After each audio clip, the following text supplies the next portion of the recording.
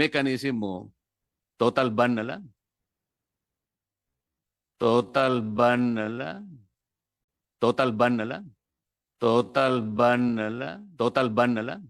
Halos 200 milyon ang naibibigay mo sa ahensya ng ating Marami ito, binasa ko sa iyo kanina. Opo. Iba't ibang ahensya. Yung pinag-usapan natin, alam mo ba kung gaano ang halaga lang, no? Nagkakahalaga po ng 4 na milyong piso. Masisira ba ang salita natin ng dahil doon lang? Ako po'y tulad na sinabi ko, humihingi po ng Gusto ko kasi, Chairman Al, yung pagtitiwala sa isa't isa. Meron kang posisyon na kinakailangan ay pagtiwalaan ng ating mamamayan. Bawat sasabihin mo, maniwala ang taong bayan. Doon lang magmumula ang pagtitiwala ng mamamayan sa mga may posisyon na kagaya mo. Ngayon, pinag-uusapan natin isang social issue. Hindi natin alam kung yung regulation is the better option o total ban.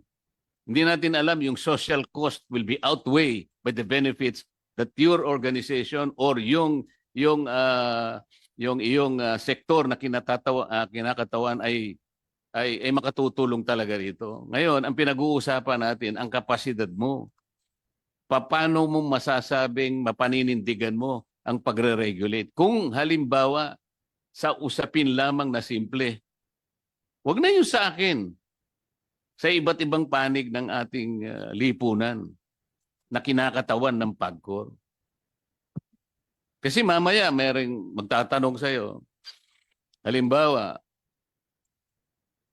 sino-sino ba yung naapektuhan na rito? Sino yung mga pamilyang nabiktima na? Maaaring ako naniniwala doon. Pero kilala mo ba kung anong pangalan ng game, online game operator na yon?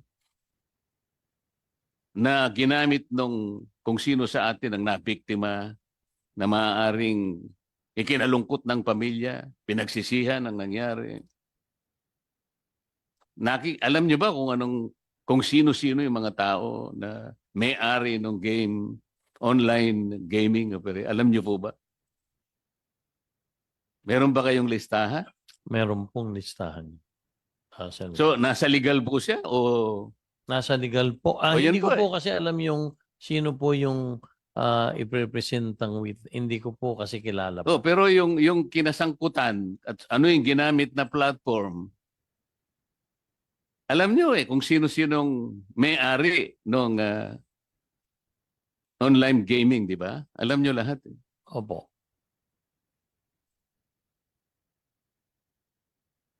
Ano yung gagawin po ninyo? Hindi ko po alam madidinig natin sa hapong ito tungkol dun sa reklamo. Kasi ganito po yun eh. Kailangan mapalitaw po natin na kayo po'y may kakayahan as a regulator.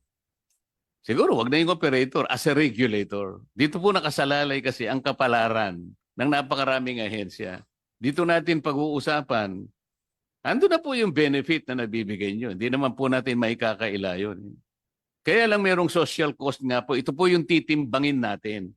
Napakahirap sa panig namin magdesisyon kung wala kaming tiwala sa kakayahan ninyo na i-regulate nga po ito eh. Ako, hindi ko alam kung saan ako boboto ngayon. Kasi kailangan matatag ang paniwala namin. Matatag ang regulator na yan. Baka sakaling dun muna ako kasi napakaraming natutulungan. Ngayon, kung hindi ako naniniwala sa kakayahan ng regulatory mechanism mo, total ban na lang.